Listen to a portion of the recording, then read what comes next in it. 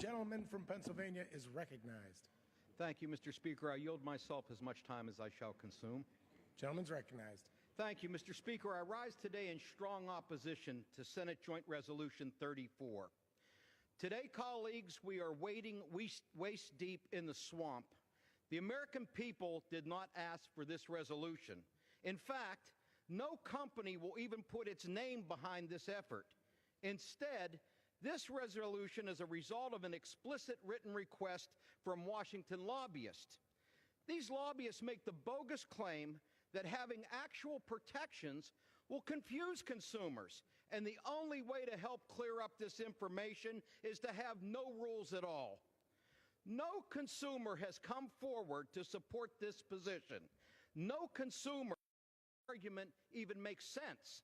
I challenge every member of this body at your next town hall meeting to have a show of hands of how many people thinks it's a good idea to allow your internet service provider to sell their personal information without their permission.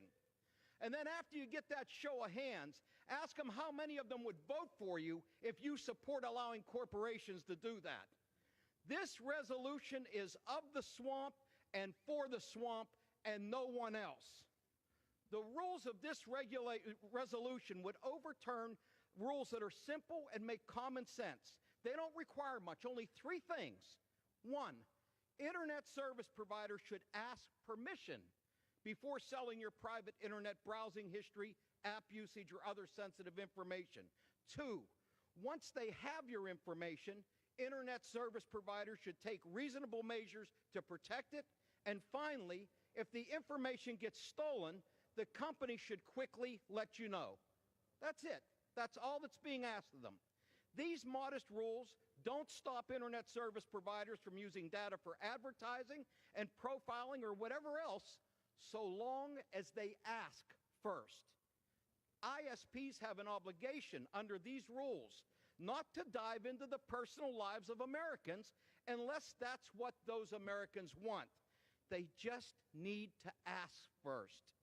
This is particularly true because broadband providers see literally everything you do online, every website you visit, every app, every device, every time.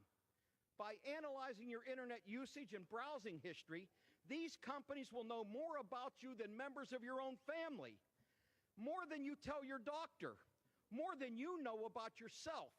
And without these rules, these companies don't have to ask before selling all of that information, and they don't have to take reasonable measures to protect that information when they collect it. Make no mistake about this, colleagues. Anyone who votes for this bill is telling your constituents that they no longer have the freedom to decide how to control their own information. You have given that freedom away to big corporations. More importantly, there aren't rules to fall back on if Congress scraps these ones. Critics of the rules argue that the Federal Trade Commission should oversee the privacy protection for broadband providers. But under current law, they have no authority to do so, and the CRA won't do a thing to fix that. Under a Federal Court of Appeals case, the FTC has no authority over mobile broadband providers at all. And to those that say the FCC can evaluate complaints on a case-by-case basis using its statutory authority, the current chairman, your current chairman, stated that Section 222 cannot be used to protect personal information and that rules are necessary to enforce this statute. Mr. Speaker, I want to ask unanimous consent to introduce that statement by the FCC Commissioner into the record. Without objection. Without these protections, there will be no clear rules of the road.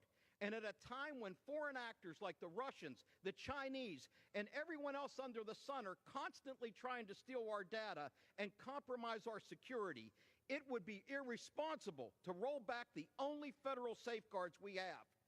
I want my colleagues to think long and hard before you give corporations the ability to sell your information without their permission.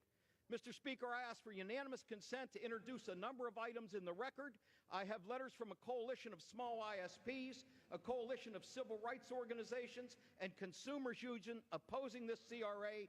I also have articles by Free Press and the Open Technology Institute opposing the CRA, an op-ed from a current FTC commissioner opposing the CRA, and a memorandum from engineers at EFF opposing the CRA. And I reserve the balance of my time. Without objection, the matters will be filed. And the gentleman is reminded to address the chair.